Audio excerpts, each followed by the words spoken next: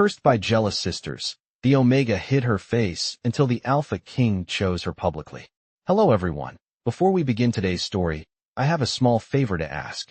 Please hit subscribe and turn on the notification bell so you never miss our channel's new videos. It's quick, free, and the best way to support us in bringing you more dramatic stories. Your support means the world to us. Where are you watching from? Drop your city or country in the comments below. Thank you very much. Now, back to Elena Whitmore. The Great Moon Hall breathed with quiet anticipation, a place carved from pale stone where silver torchlight reflected like calm water across the floor, and Elena Whitmore stood at the very edge of it all, still as a shadow that knew it did not belong. She was an Omega by birth and by rumor, the kind whispered about rather than welcomed, the kind people remembered only to look away.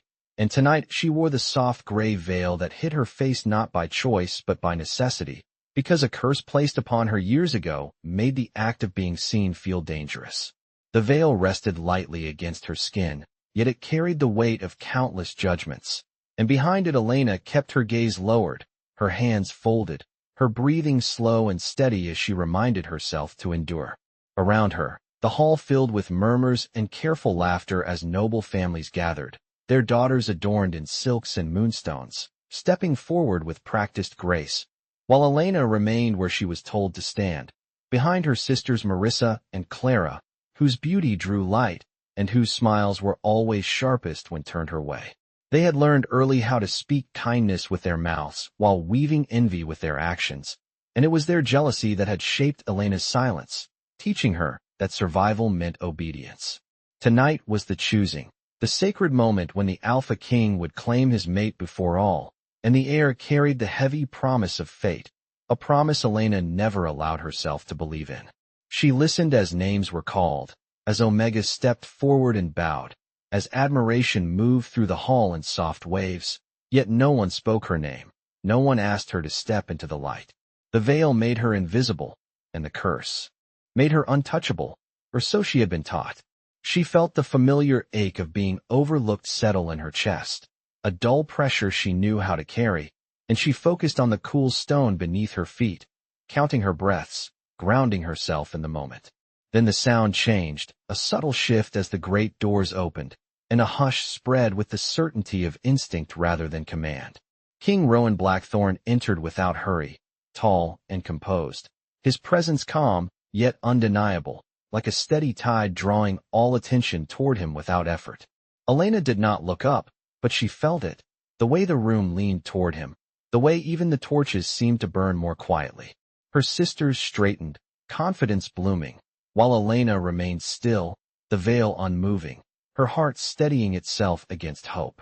The Alpha King's footsteps echoed once, twice, then paused, and though Elena's eyes stayed lowered, she sensed the moment stretch, sensed something unseen turning gently in her direction, as if the night itself had taken notice of the girl who had learned to hide. The silence that followed the Alpha King's arrival felt heavier than sound, pressing gently against every breath in the Great Moon Hall, and Elena Whitmore felt it settle along her shoulders like an invisible hand reminding her to remain small. She stayed where she was, behind her sisters, behind the unspoken rules that had shaped her life, her veil soft against her cheeks as she listened to the rhythm of the hall return in cautious murmurs.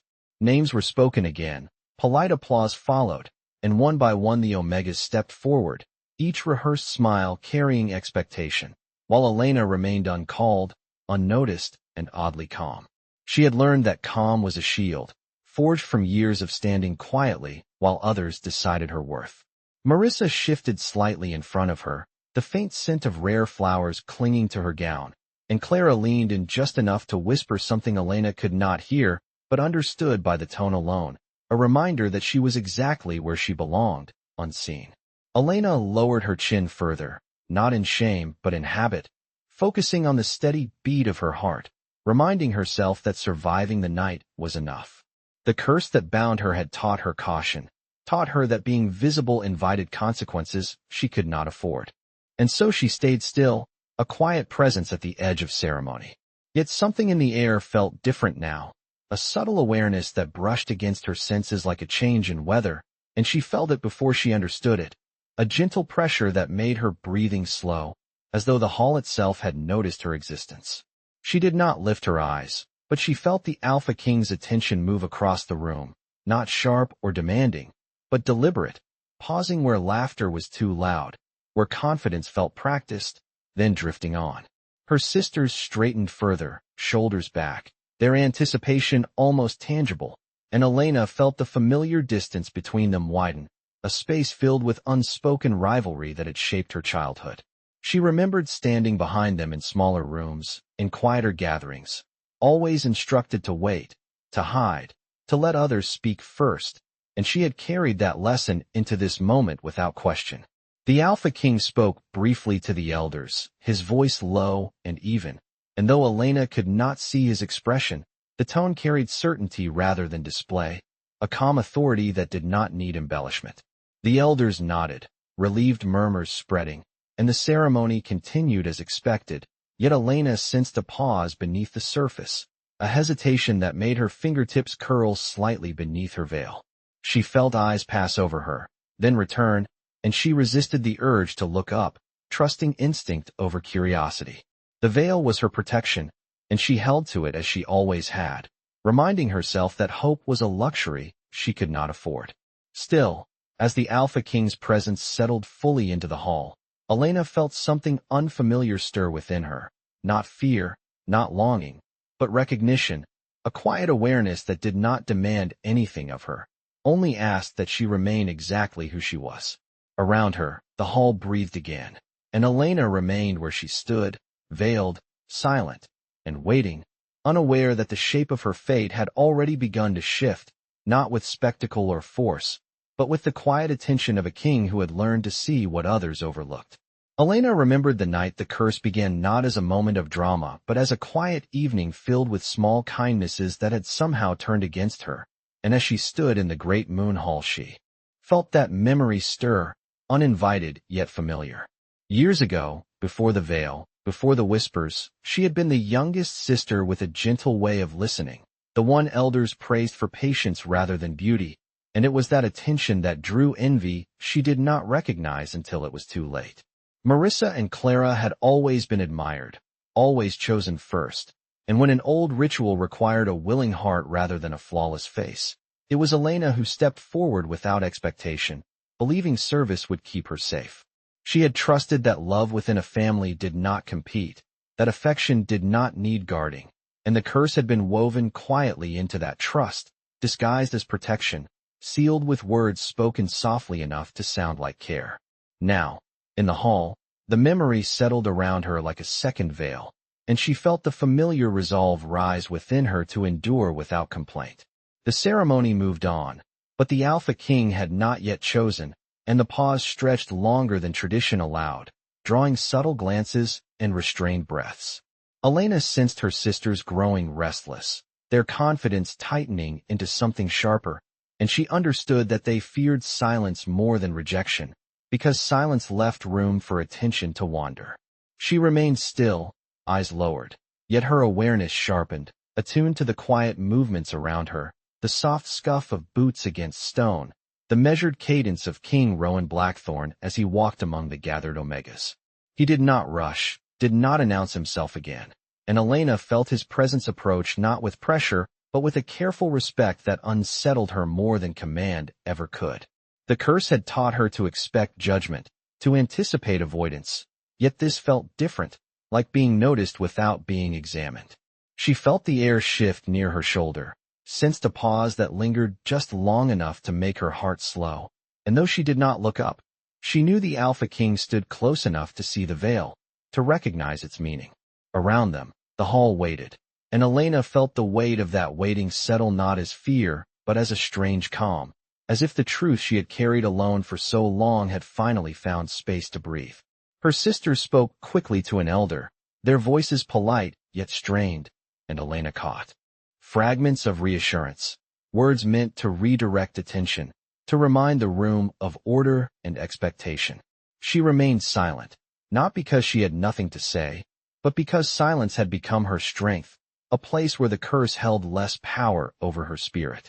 The Alpha King spoke then, not loudly, not sharply, but with a quiet clarity that carried, asking simple questions about lineage and choice, questions that did not demand performance. Elena felt her name hover unspoken, a possibility rather than a summons, and she steadied herself, reminding her heart that she was still the same Omega who had survived by patience, by kindness, by understanding that worth did not require permission. The veil brushed against her lips as she breathed, and she realized that for the first time since the curse, she did not feel hidden but held, not by fabric or magic, but by the calm certainty that someone in the hall was willing to see beyond what had been imposed upon her. The memory of betrayal softened at the edges, not erased but acknowledged, and Elena stood quietly as the night leaned closer, unaware that the truth of the curse, born from jealousy and fear, was nearing its end not through confrontation, but through recognition. The elder's voice drifted through the great moon hall, announcing the next formal step of the choosing, and with it came a subtle shift in posture among the gathered Omegas as each understood the moment for quiet presentation had arrived. Elena Whitmore felt the cue without needing to hear her name, because it was never meant to include her, and she adjusted her stance instinctively, hands folding more tightly as she prepared to remain exactly where she was. The veil softened her vision, turning torchlight into muted halos, and she focused on the calm rhythm of her breathing, reminding herself that invisibility had long been her safest role. One by one, the Omegas stepped forward as tradition required, offering respectful bows and practiced words, their confidence filling the space with familiar expectation, while Elena stayed at the edge, an unspoken presence shaped by years of quiet instruction. When her sisters moved forward, their steps confident and measured, Elena remained behind them, eyes lowered, and she felt the familiar awareness of being used as contrast rather than companion. The murmurs in the hall carried assumptions she had heard her entire life. That she was fragile, that she was marked, that she was best kept unseen, and though none of those words were spoken aloud, they settled into the silence around her like a second skin. Then an elder paused, glancing briefly in Elena's direction before looking away again, and the small gesture landed heavier than any open dismissal, reinforcing the unspoken rule that she was not meant to participate. Elena did not flinch, did not protest, because dignity had become her quiet rebellion, a choice she made daily in how she carried herself. She felt the Alpha King's attention return, not sharply, not suddenly, but with the same deliberate calm she had sensed earlier, and she understood that he had noticed the absence created by her exclusion. His voice reached the hall again, low and steady, asking for clarification on procedure rather than permission, and the elders responded quickly, eager to reassure, their words layered with respect and haste. Elena caught none of their details, but she felt the tension tighten as tradition bent under scrutiny, and she sensed her sisters stiffen, their certainty faltering at the edges. The Alpha King stepped closer to the line of Omegas, his presence neither looming nor distant, and Elena felt the subtle pressure of that proximity, the way the air seemed to grow still around him. She remained motionless, veil unmoved, reminding herself that attention did not always bring safety, yet something within her steadied rather than shrank, as if the careful strength she had cultivated was finally being tested. When the elder gestured for the next Omega and no one moved, the pause stretched, and Elena felt the weight of it press gently against her chest, not painful, but expectant. The Alpha King spoke again, his tone thoughtful rather than commanding, and though he did not say her name, Elena felt the space around her acknowledge her presence in a way it never had before. Her sisters attempted polite interruption, their voices smooth, their words meant to redirect focus, and Elena recognized the pattern immediately, the practiced effort to maintain order by keeping her hidden. She did not react outwardly, but inwardly she felt a quiet resolve settle, a readiness she had not anticipated, and she understood that whatever came next would not be shaped by fear. The hall waited, breath held, and Elena stood veiled and silent, not as an omission, but as a choice yet to be made, aware that the moment she had been trained to avoid was finally approaching, not with cruelty or force, but with the calm persistence of truth rising to the surface. The moment stretched until it could no longer be ignored, and King Rowan Blackthorn stepped fully into the open space of the Great Moon Hall, his movement unhurried yet decisive, the kind that needed no announcement to command attention. Conversation faded as naturally as breath held, and even the elders straightened, sensing that the ceremony had shifted beyond routine. Elena Whitmore felt his presence before she dared acknowledge it, a steady awareness that settled just in front of her, close enough that the air seemed clearer, quieter, as though the world had narrowed to a single point of focus. She remained still, veil lowered, every instinct trained by years of caution urging her not to move, not to draw attention. Yet she felt no threat in his nearness, only a calm weight that steadied her spine. The Alpha King did not speak at first, and the silence that followed was not empty but deliberate, a pause that invited truth rather than performance. His gaze moved slowly across the line of omegas, respectful, thoughtful, then returned to the edge where Elena stood, veiled and unintroduced, and the hall seemed to lean toward that small, overlooked space. When he spoke, his voice carried evenly, not raised, not sharp, yet it reached every corner without effort, asking why one omega stood apart from the rest, why tradition had left a presence unacknowledged. The question was simple, but the effect was immediate, drawing a ripple of unease through the gathered families. An elder responded quickly, offering a careful explanation that avoided names and details, speaking instead of old customs and unfortunate circumstances, and Elena recognized the familiar pattern of deflection meant to keep her invisible. Her sisters shifted subtly, their confidence tightening, and one of them added a polite comment meant to close the matter, her tone smooth, her smile practiced. Elena listened without reaction, her hands steady, her breathing slow, because she had learned that endurance often spoke louder than defense. The Alpha King did not interrupt, but neither did he accept the explanation without thought, and Elena felt the space between them hold, patient and attentive.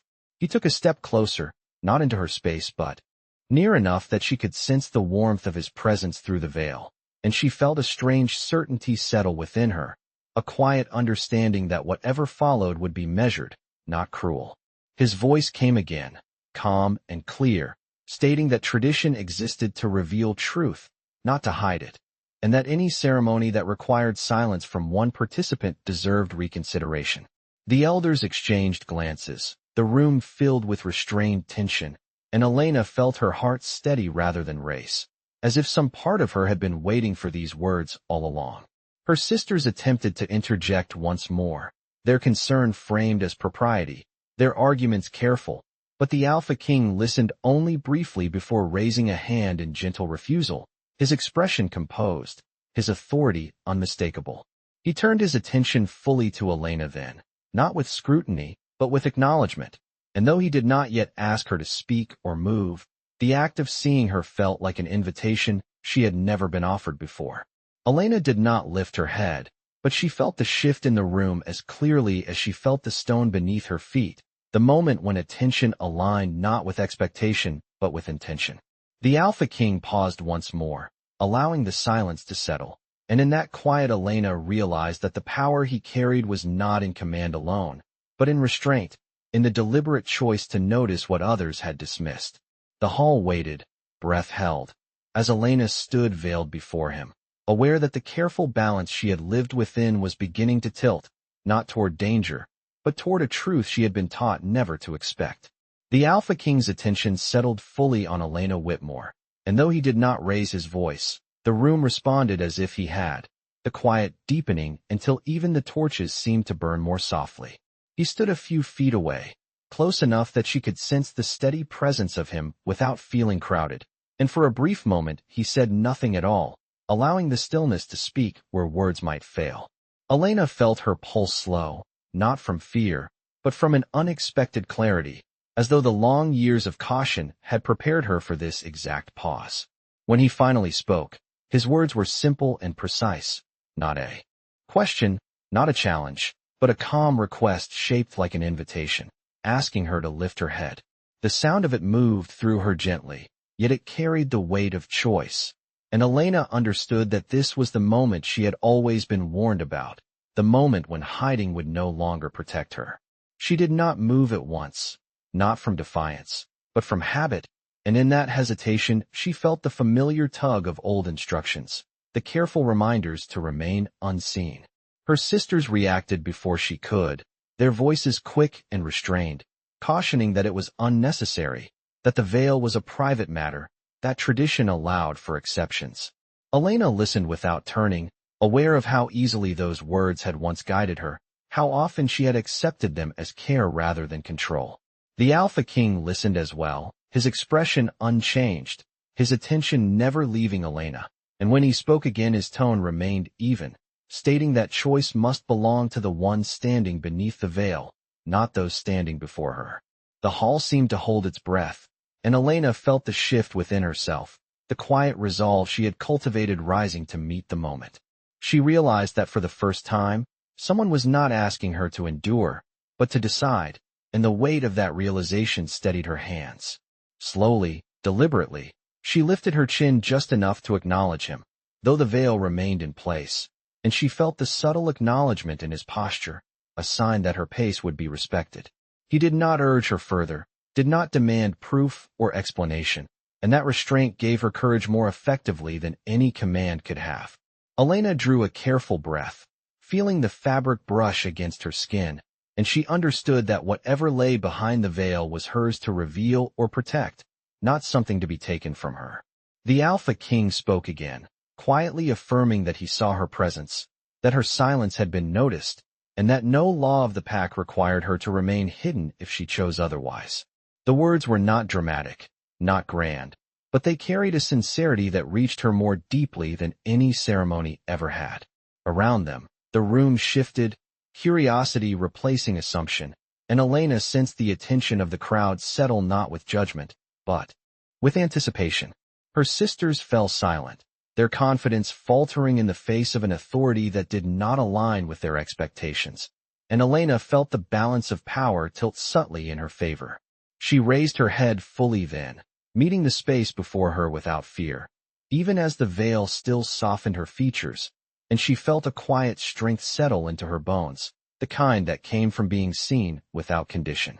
The Alpha King held her gaze through the veil, acknowledging her choice with a slight inclination of his head, and in that moment Elena understood that whatever happened next would unfold on her terms, not because she was commanded to step forward, but because she had been given the dignity to choose.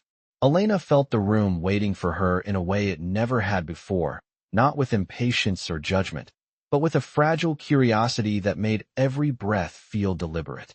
Her hands lifted slowly, fingers brushing the edge of the veil, as if confirming it was real, as if reminding herself that this choice belonged to her alone. She did not rush, because she had spent too many years being hurried into silence, and the Alpha King did not interrupt, his stillness offering quiet permission rather than pressure. The fabric slid back inch by inch, and with it came a soft intake of breath from the hall, not shock, not revulsion, but surprise shaped by expectation unraveling. Elena's face emerged into the torchlight, pale and unadorned, marked not by monstrosity, but by the faint traces of the curse that had kept her hidden, subtle shadows that spoke of magic woven long ago without her consent. She met the open air steadily, her expression calm, her eyes clear, and in that composure lay a strength the room had not anticipated. Murmurs stirred, restrained and uncertain, and Elena sensed the shift as clearly as a change in wind, the moment when assumptions faltered and truth demanded space. Her sisters reacted instantly, their composure cracking into hurried concern, voices rising just enough to frame worry as protection, to suggest that this exposure was harmful, that the curse was dangerous, that Elena should be spared further attention. Elena listened, recognizing the familiar cadence of those words, the way they had always been used to justify control, and for the first time she did not feel compelled to accept them. The Alpha King raised a hand gently, not silencing but settling the room, his gaze never leaving Elena, and he spoke her name aloud, clearly, respectfully, as if it had always belonged at the center of the hall. The sound of it carried weight, not because of volume, but because it was spoken without hesitation, and Elena felt something loosen within her chest, a knot she had carried so long she had forgotten it could release. He acknowledged the marks of the curse without judgment, without curiosity that felt invasive, stating simply that they did not define her worth or her place within the ceremony. The hall responded with a deeper quiet, the kind that followed truth rather than spectacle, and Elena felt the attention of hundreds settle on her not as scrutiny, but as recognition. Her sisters fell silent, their confidence unraveling as their words found no purchase, and Elena stood taller without realizing it, her shoulders easing as if relieved of a weight she had never chosen. The Alpha King stepped closer, stopping at a respectful distance, and spoke to the room rather than to her alone, affirming that courage was not measured by perfection, that strength often revealed itself through endurance rather than display. Elena listened, aware that his words were not a defense crafted for her benefit, but a declaration of values that aligned with the quiet life she had lived. When he turned back to her, his expression remained composed, his tone steady, and he thanked her for trusting the moment, for choosing visibility when invisibility had once been her shield. The simplicity of that gratitude struck her more deeply than praise ever could, because it honored her choice rather than her appearance. Around them, the great moon hall seemed to exhale, and Elena realized that the curse had lost something vital in this light, not broken yet, but weakened by truth, by being seen without fear. She stood unveiled before the Alpha King, not claimed, not promised, but acknowledged, and in that acknowledgment she felt the first true shift of her fate, a turning point defined not by magic alone, but by dignity restored. The great moon hall remained hushed as King Rowan Blackthorn turned from Elena to face the gathered pack, the moment carrying a gravity that settled deeper than ceremony, deeper than expectation. He did not raise his voice, yet every ear leaned toward him, every presence drawn into the calm authority he carried so effortlessly. Elena stood beside him, unveiled and steady, aware of how the attention had shifted from curiosity to consequence, and she felt her pulse remain even, anchored by the quiet strength she had claimed moments before. The Alpha King spoke clearly, stating that the purpose of the choosing was not spectacle or tradition for its own sake, but the recognition of a bond that aligned truth with responsibility, and that such recognition required honesty above comfort. His words did not accuse, did not condemn, but they carried a firmness that left no space for dismissal, and the elders listened with solemn respect, understanding that the direction of the night had changed. He acknowledged the Omegas who had stepped forward with grace, offering them dignity rather than comparison, then returned his attention to Elena, his gaze steady, unclouded by doubt. The hall felt the shift before he named it, a collective awareness that this was no longer about process but about choice. Elena felt the weight of that choice not as burden but as clarity, her years of quiet endurance converging into a single, steady presence. When King Rowan spoke her name again, it carried not only acknowledgment but intent, and the sound echoed through the hall with a finality that silenced every remaining whisper. He declared that he chose her openly, not as an exception or an act of defiance, but because her strength had revealed itself without demand, because her patience had endured without bitterness, and because her courage had been proven not through display, but through resilience. The words landed gently yet decisively, reshaping the room in their wake, and Elena felt the truth of them settle into her bones, grounding rather than overwhelming.